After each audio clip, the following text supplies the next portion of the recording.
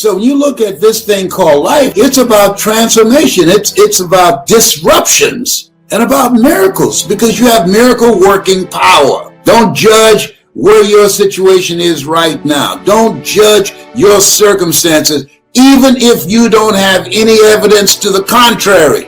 Judge not according to appearances. What do you mean by that, Les? Is because of the fact that we're talking about right thinking, right words, right feelings, right relationships, and the right environment. You got to create an environment for you to win. And you got to expect to win, a perpetual sense of optimism. When they diagnosed me with 4th stage cancer, that stirred up a fight in me. When all of a sudden, out of New York said, Les Brown has been diagnosed with prostate cancer. Our brother is dying. Pray for him. And by the time I got home, phone was ringing off the hook. I got angry. Now I look back, that was a good thing he did. You know why?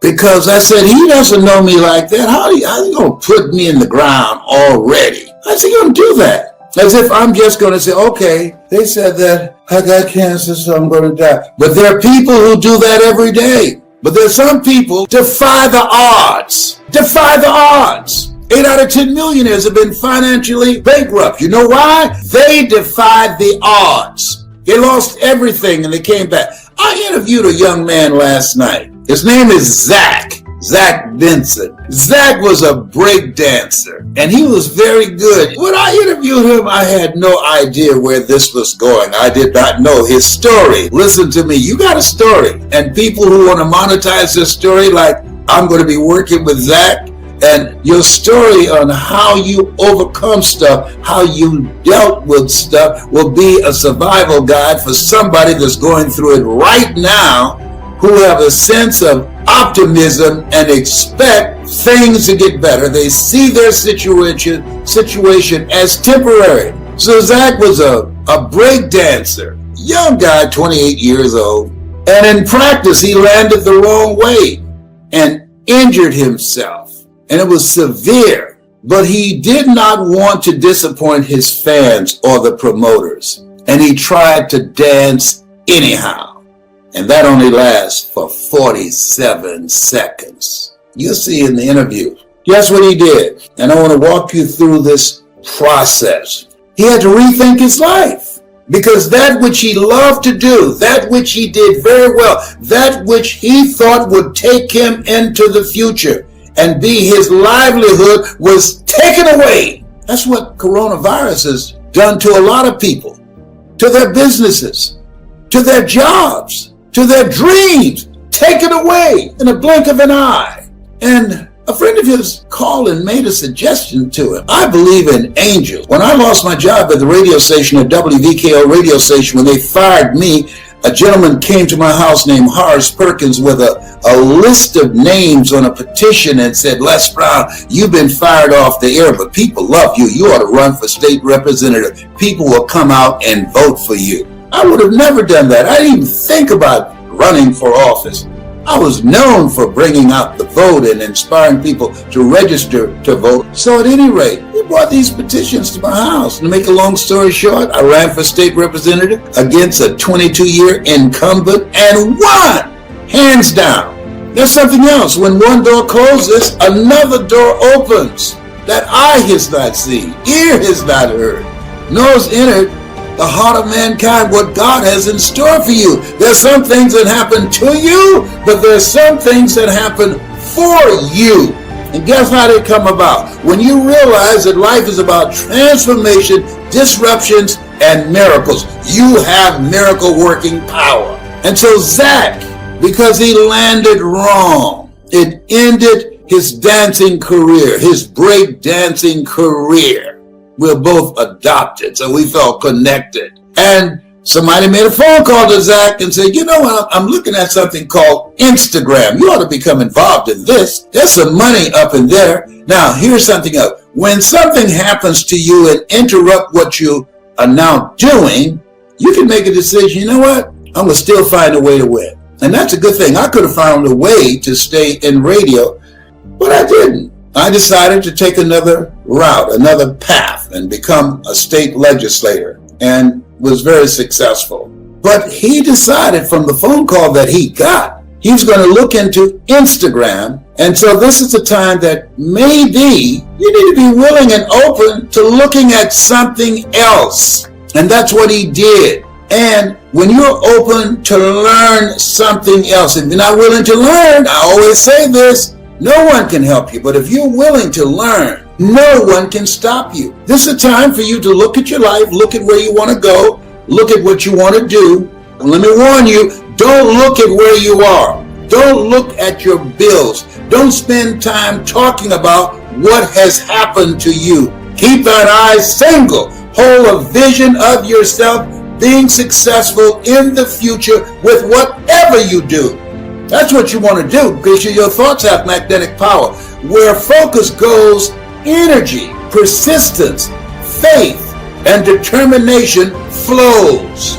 That's why we're taught to keep thine eyes single, so you can align yourself and get ready to win, to create the next greatest version of yourself. I reinvented myself. You can reinvent yourself. Start asking yourself, what is it? What talents? What gifts? What miracle working power in me I haven't called on yet? Greater is he that's in you than he that's in the world. You got miracle working power. You're here for a reason. You've been chosen. You've been picked out to be picked on because you have miracle working power in you. There's something in you the world needs. You are going down the wrong path. And so, you know what? There's been an intervention. There's been a disruption. Say, oh, no. I got something else for you that's bigger and better than that. And so, listen, I went from the Miami Sanitation Department working for Sears as a salesman, selling television sets door to door, being a disc jockey, a community activist, a state legislator,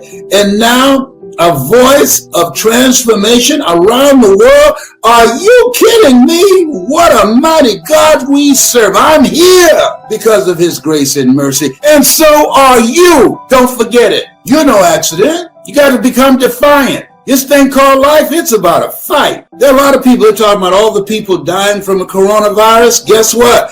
There are far more people that are living like my daughter Serena, like my son-in-law Will.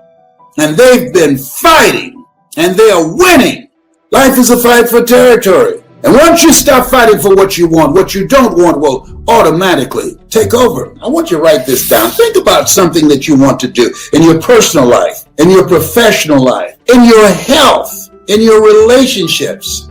Who is it that you don't need to deal with, be in relationship with, communicate with? Life is like an elevator. The higher you go up, like those spaceships, the higher they go up, they let certain stuff off because it's too heavy. Yet some people just too heavy when it comes to drama. When you have goals and dreams and you want to fine tune your life and approach to life, you want to create a drama-free zone. No drama up in here.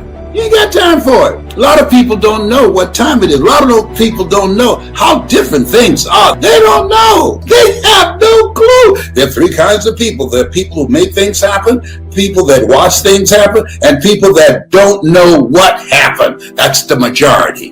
And they'll be standing in line somewhere, hoping that somebody with mercy and pity will look in their direction. No! Hey, listen here. You've been given authority and dominion over everything on the face of the earth. Listen to me. Be defiant. Be willing to learn something. Keep moving in the direction of where you want to go. Continue to fall forward. This thing has not come to stay. It's come to pass. And as you look at your goals, I read something. Preparation is very important. I read this and I said, I like this. You must prepare for success, even if there is no indication of it. You must prepare for success, even if you have become accustomed to failure. You must prepare for success if nobody you know, nobody in your life have ever achieved anything. You must prepare for success. Take the time to prepare and prepare hard. Nobody in my family has done what I've done, but I didn't let that stop me. I didn't let that stop me from feeling that this life that I'm living now wasn't available to me.